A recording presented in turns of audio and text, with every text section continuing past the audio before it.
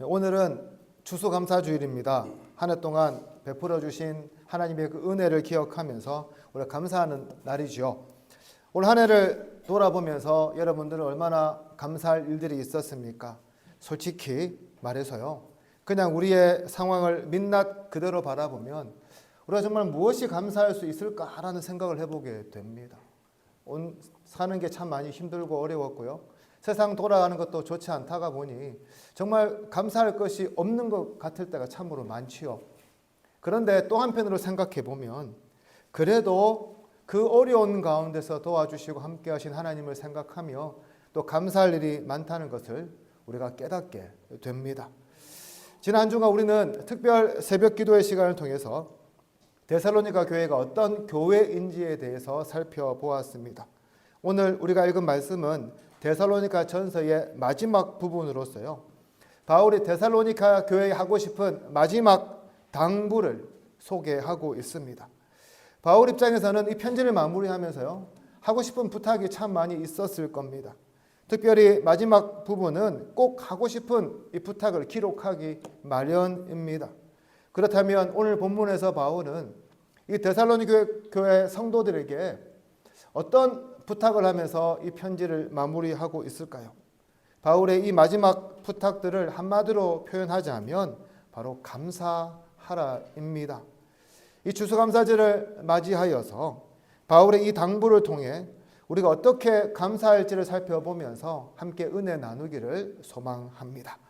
첫 번째로 바울은 교회 지도자들이 무슨 일을 하는지 성도들이 알아야 한다고 말하고 있습니다.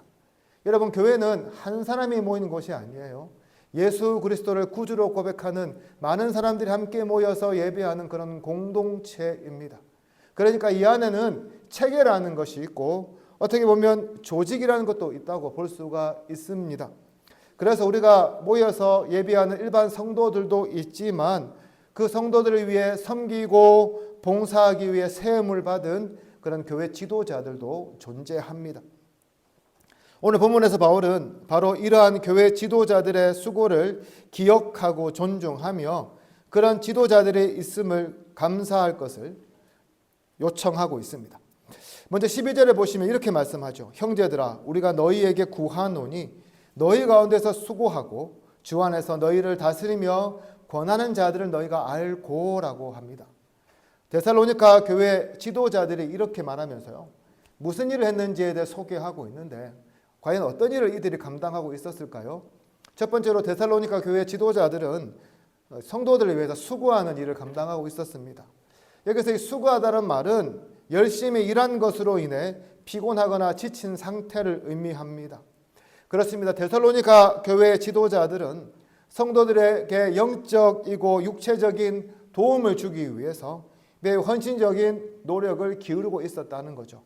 여러분, 지도자 하면 떠오르는 이미지가 무엇입니까? 그냥 아무것도 하지 않고요. 위에 군림하면서 시키기만 하는 사람을 떠올리기 마련인데 데살로니가 교회의 지도자들은 그렇게 하는 것이 아니라 온전히 성도들을 위해 헌신하고 섬기기 위해 애쓰는 사람들이었다는 거죠. 두 번째로 이 사람들이 어떤 일을 감당했냐 하면 주 안에서 성도들을 다스리는 일을 감당했다고 합니다. 여러분들이 생각하는 지도자의 보통 모습은 어떤 모습입니까? 그냥 까라면 까란 식의 군대 문화가 먼저 생각됩니까? 아니면요, 우리에게 굉장히 엄격했던 선생님이나 혹은 엄격했던 부모님들이 먼저 여러분 떠오르십니까? 보통 우리가 생각하는 부분들은 이런 부분들이죠. 그러나 여기서 말하는 다스리다, 다시 말해서 지도하다는 말인데 이 말은 그냥 한쪽에서 일방적으로 지시하는 것이 아니라 따뜻한 관심을 가지고 보살피는 것을 의미합니다. 그렇게 본다면 이 데살로니가 교회의 지도자들은 성도들 한 사람 한 사람을 수많은 사람들 중에 한 사람으로 바라보는 것이 아니라 정말 내게 존귀하고 소중한 내 가족처럼, 내 형제처럼, 내 자녀처럼 따뜻한 관심과 사랑으로 지도했다는 것을 우리가 깨닫게 되는 거죠. 마지막 세 번째는 무슨 역할을 했냐 하면 권하는 것이었습니다.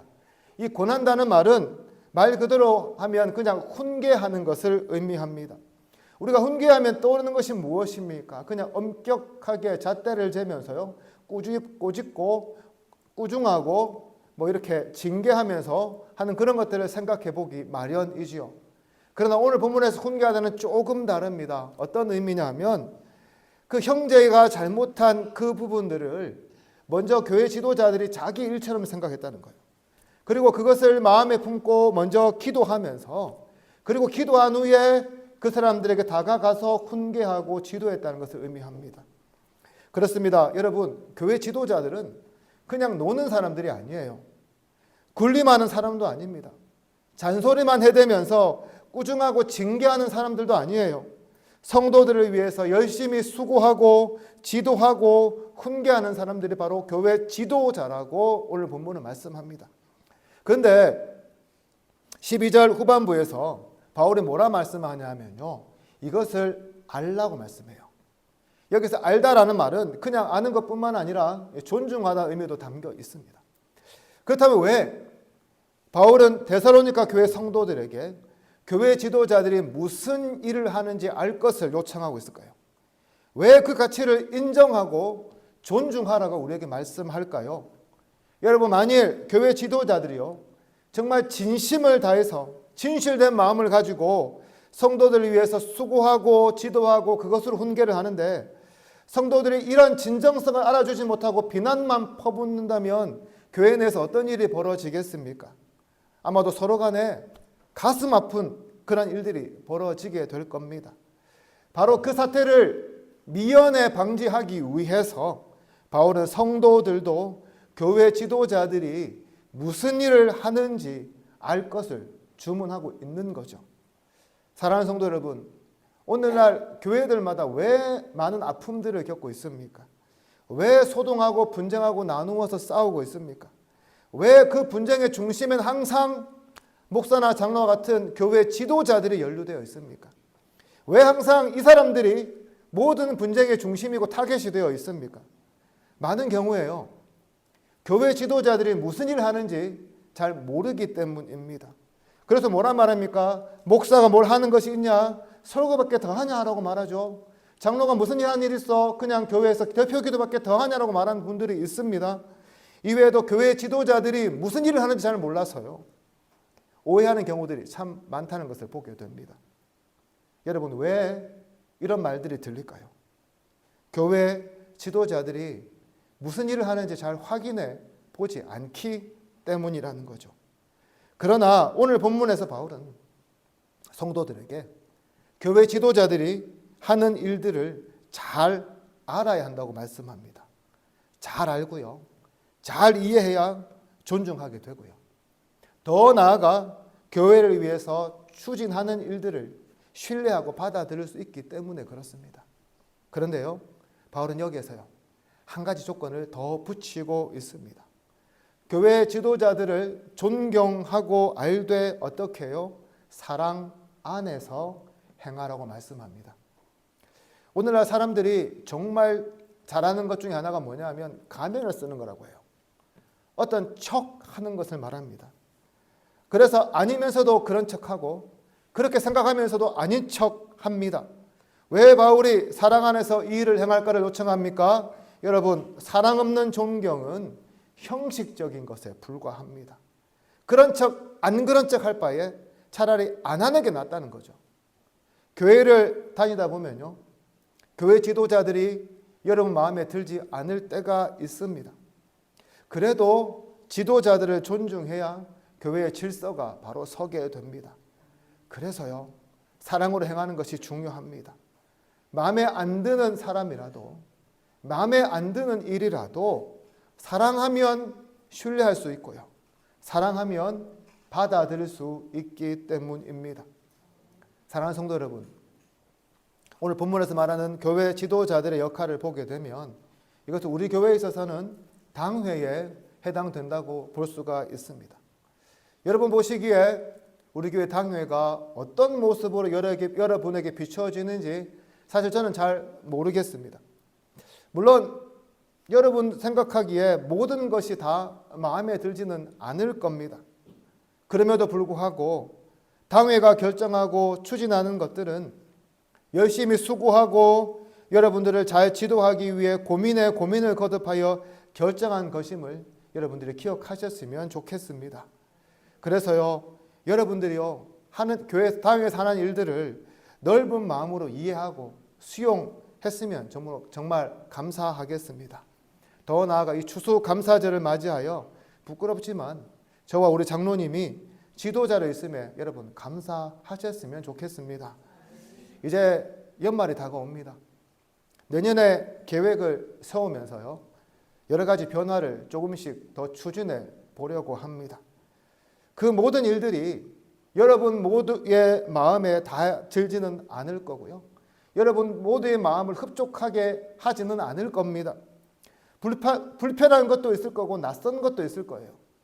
그래서 불평, 불만도 곳곳에서 나올 수 있다고 생각합니다.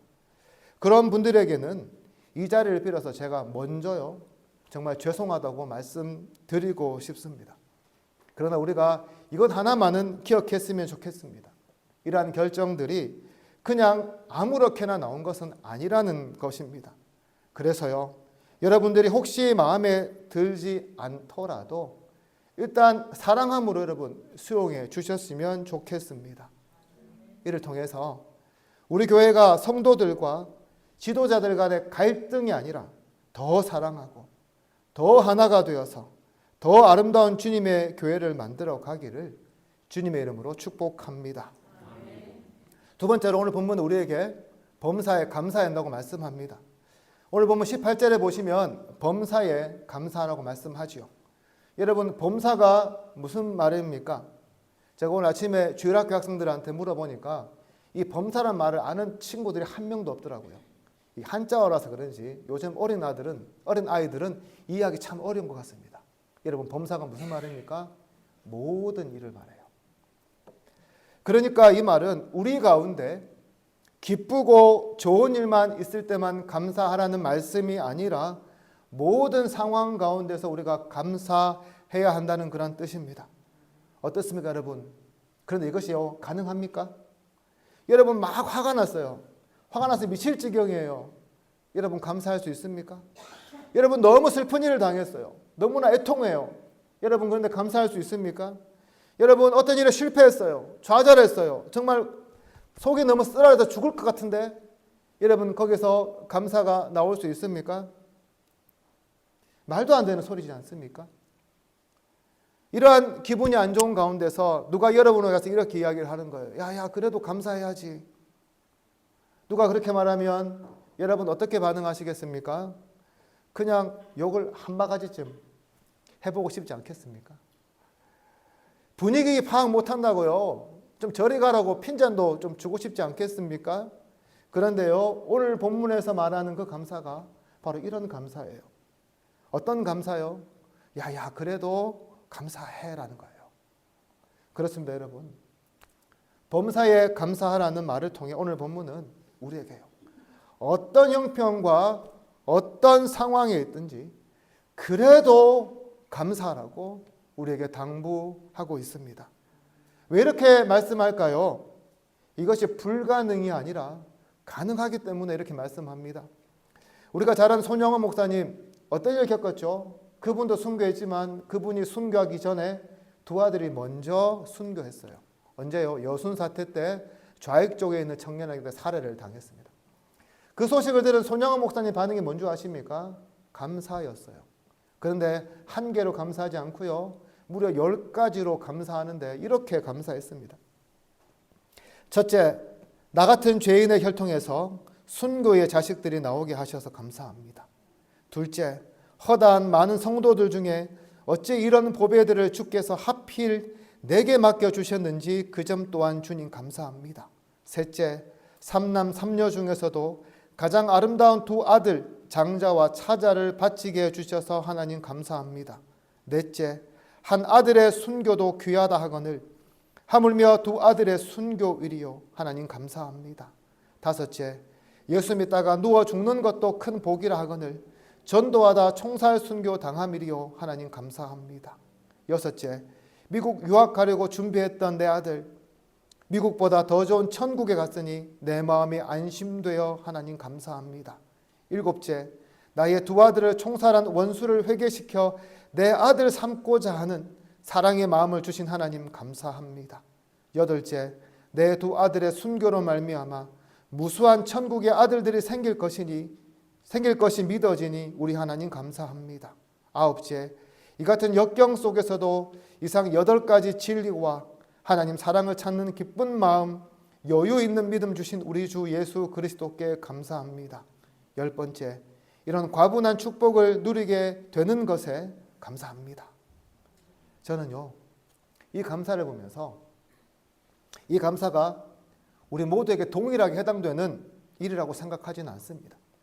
또한 모두가 이 상황에서 손영환 목사님처럼 이렇게 감사해야 한다고도 생각하지 않습니다.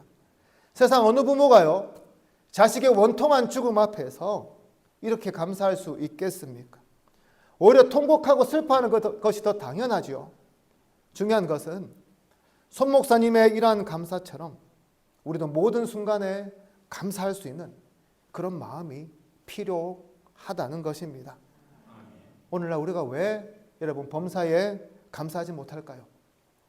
우리가 굉장히 큰 일, 우리에게 기쁜 일, 우리에게 좋은 일, 그런 일들만 감사해야 한다고 우리가 생각하기 때문은 아니겠습니까?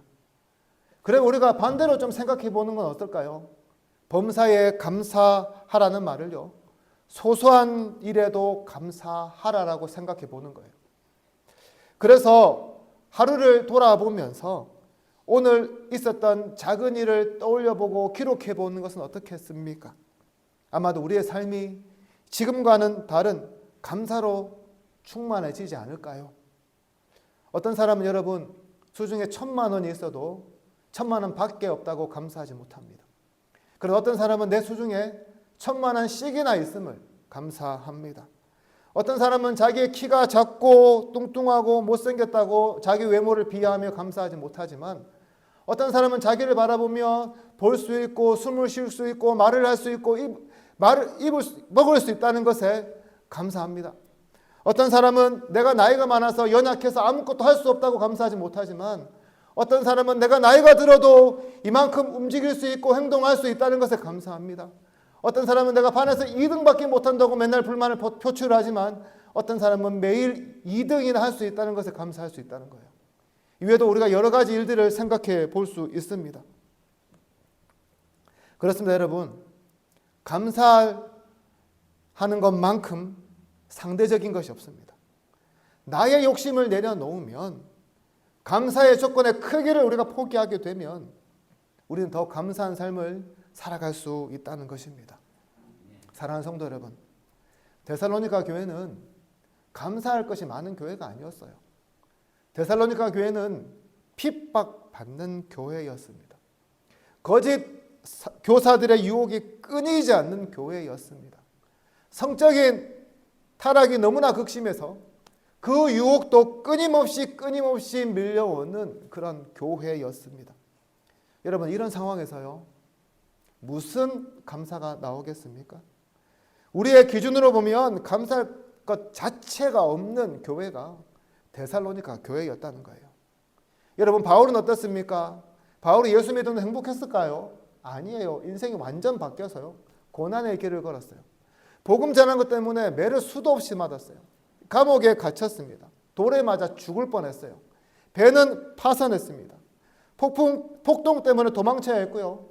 사랑하는 사람들의 배신 때문에 너무나 가슴 아픈 일을 많이 겪었던 것이 바울이었습니다.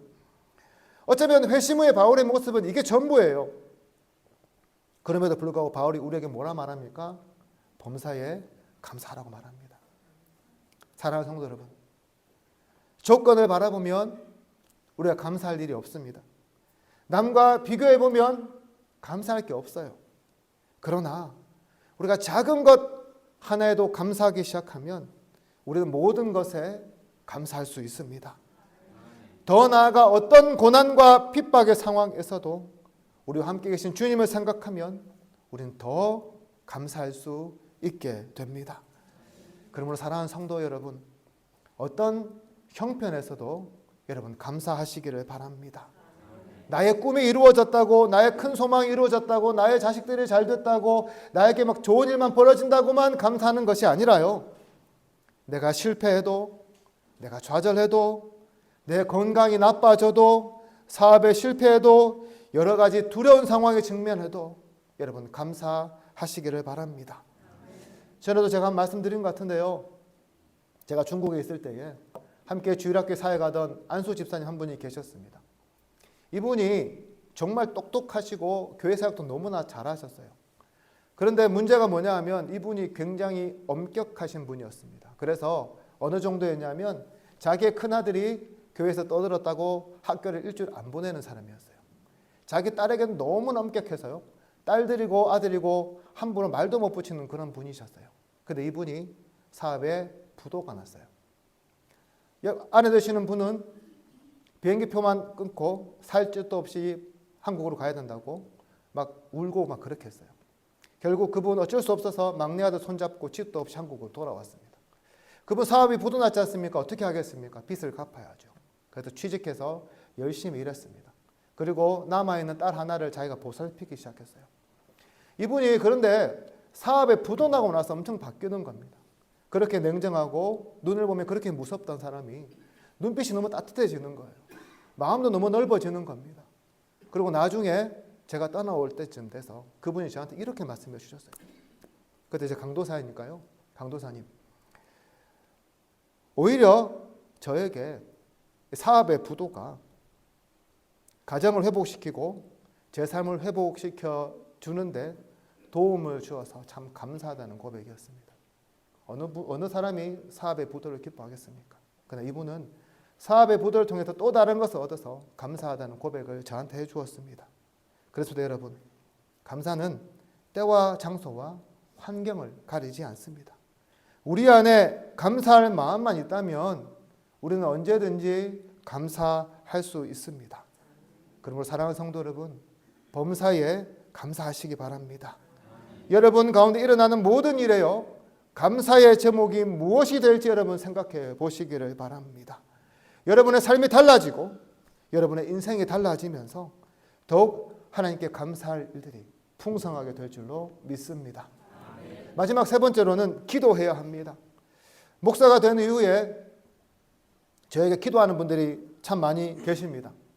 그만큼 간절하고 시급하기 때문에 이런 부탁을 하는 것이겠지요.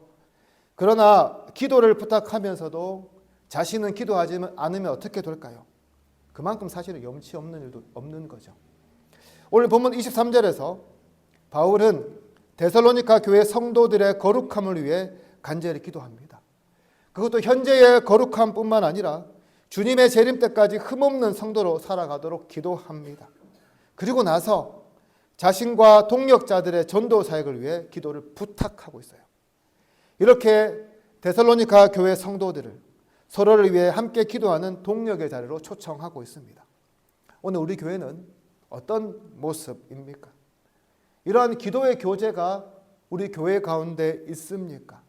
서로를 바라보며 안타까워하고 애태워하면서 그런 일이 있을 때마다 기도의 무릎이 가장 먼저 우리 가운데 있냐는 것입니다. 사랑하는 성도 여러분, 우리가 무엇으로 옆에 있는 성도들과 교제할 수 있을까요? 저는 기도라고 생각합니다. 우리가 서로의 기도의 제목을 주고받으면서 서로를 돌아보고 위로하고 또한 상대방을 우리가 사랑할 수 있다고 저는 믿습니다. 그런데요, 어떤 분들을 보면 기도 제목을 주변에 잔뜩 뿌리고 다니는데 정작 자신은 기도하지 않는 모습을 보게 됩니다. 여러분, 기도는요, 남이 해주는 중보 기도도 중요하겠지만 그에 못지않게 자기도 기도해야 합니다.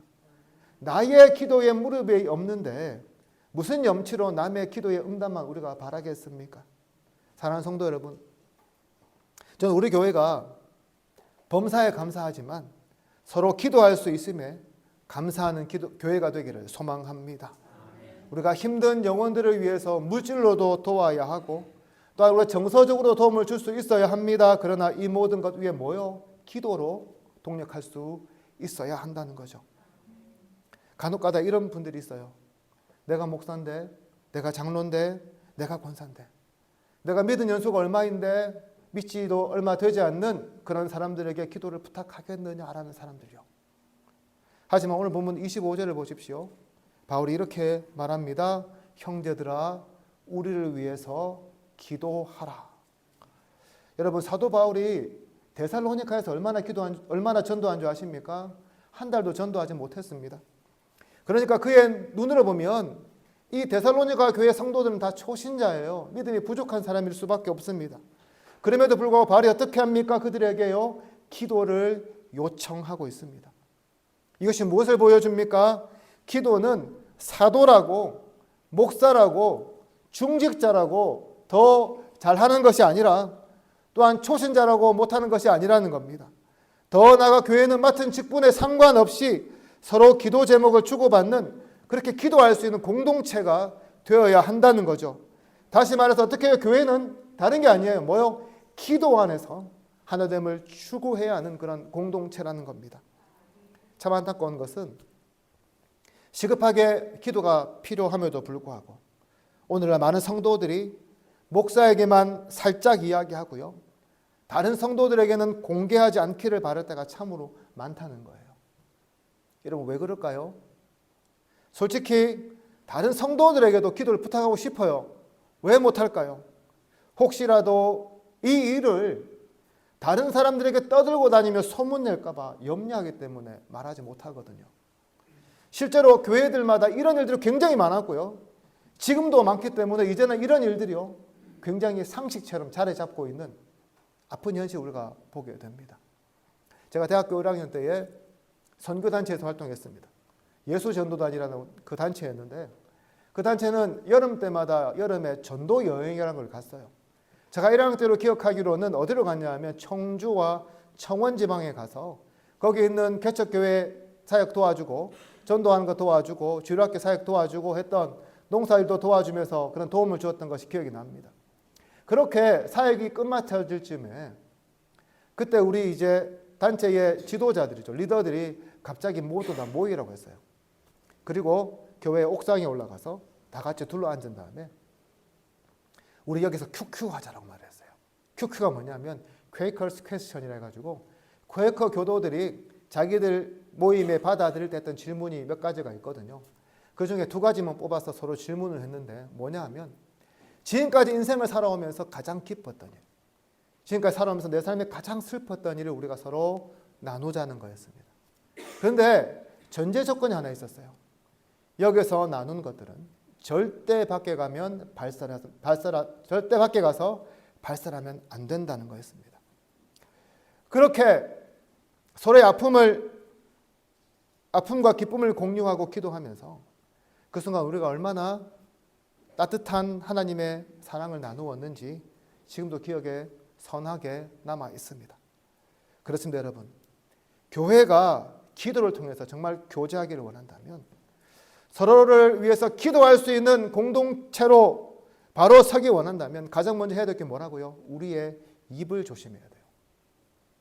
우리의 마음이요, 상대방을 향한 믿음과 신뢰로 채워져야 한다는 겁니다. 사랑하는 성도 여러분, 저는 우리 교회가 단순히 기도하는 신용만 하는 그런 교회가 아니라 이러한 기도의 공동체로 나아가기를 소망합니다. 기도를 통해서 서로의 아픔과 기쁨을 나누고 비밀을 지켜주고 더 따뜻한 하나님 나라의 공동체로 세워가기를 소망합니다.